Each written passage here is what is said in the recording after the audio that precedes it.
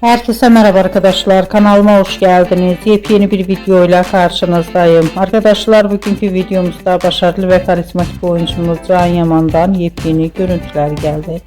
Ben de bu görüntüleri sizler için YouTube kanalımda video halinde sunuyorum. Umarım beğenirsiniz. Arkadaşlar, videomu beğendiyseniz kanalımı izlemeyi ve bildirim butonuna basmayı unutmayın. Şimdilik benden bu kadar olsun. Yeni videomuzda görüşmek üzere. Hoşça kalın.